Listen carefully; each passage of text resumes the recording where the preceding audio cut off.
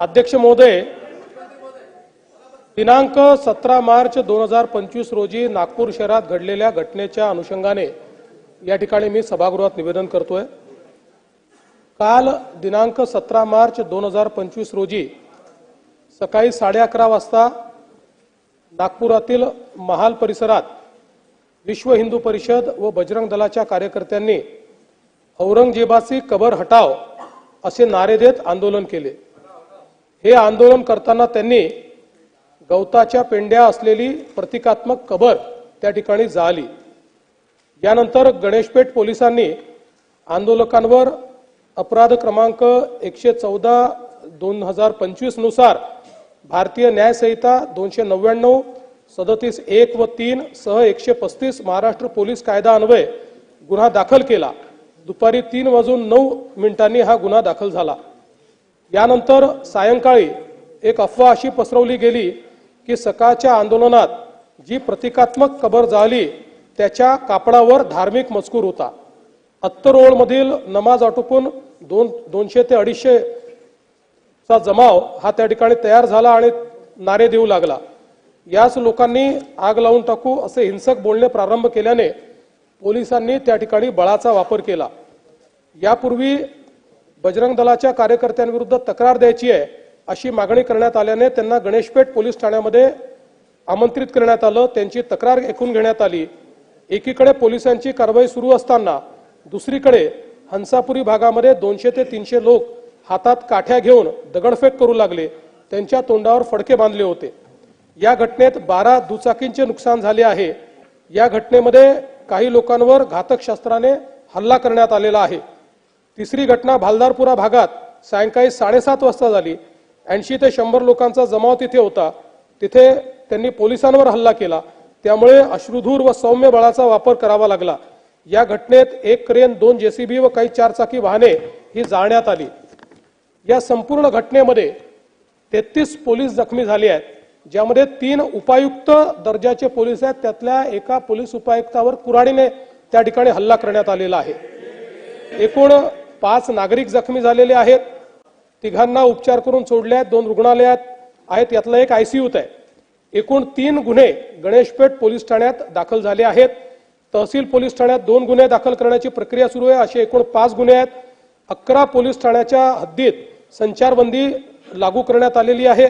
Entry पॉइंटवर नाकाबंदी या तहसील कोतवाली, गणेशपेठ, पाचपावली, लकडगंज, शांतीनगर, सक्करदरा, नंदनवन, इमामवाडा, यशोधरानगर, कपिलनगर या ठाण्यांचा समावेश आहे। एसआरपीएफच्या 5 तुकड्या या ठिकाणी तैनात करण्यात आलेल्या आहेत।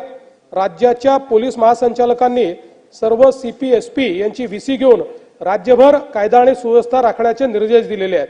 अध्यक्ष महोदय, एकूणच याच्यामध्ये जर आपण बघितलं तर सकाळची एक घटना घडल्यानंतर मध्यंतरीच्या काळामध्ये पूर्णपणे शांतता होती, पण त्यानंतर मात्र संध्याकाळी काही लोकांनी जाणीवपूर्वक अशा प्रकारचा हल्ला केल्याचं या ठिकाणी लक्षात येत आहे। याचं कारण जवळपास एक ट्रॉली भरून त्या ठिकाणी दगड मिळालेले आहेत आणि काही लोकांनी जमा करून ठेवलेले दगड, वरती जमा करून ठेवलेले दगड हे आपल्याला पाहायला मिळाले। शस्त्र देखील मोठ्या प्रमाणात त्या ठिकाणी होते, ते शस्त्र जप्त करण्यात आलेले आहेत। वाहनांची जाळपोळ त्या ठिकाणी झालेली आहे आणि ठरवून काही ठराविक घरांना, काही ठराविक आस्थापनांना त्या ठिकाणी लक्ष करण्यात आलेलं आहे। 3 डीसीपी लेवलचे लोक या ठिकाणी जखमी झालेले आहेत आणि जसं मी सांगितलं की यातल्या एका डीसीपीवर तर थेट कुऱ्हाडीने वार हा त्या ठिकाणी करण्यात आलेला आहे। त्यामुळे निश्चितपणे याच्यामध्ये काही ना काही एक प्रकारे काही लोकांचा सुनियोजित पॅटर्न हा देखील त्या ठिकाणी दिसतो आहे। अशा लोकांना त्या ठिकाणी त्यांच्यावर कारवाई ही केलीच जाईल। कुठल्याही परिस्थितीमध्ये कायदा आणि सुव्यवस्था हाती घेण्याची कोणालाही परवानगी या ठिकाणी देण्यात येणार नाही।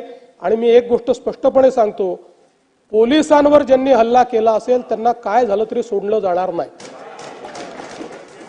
पोलिसांवरचा हल्ला सहन केला जाणार नाही।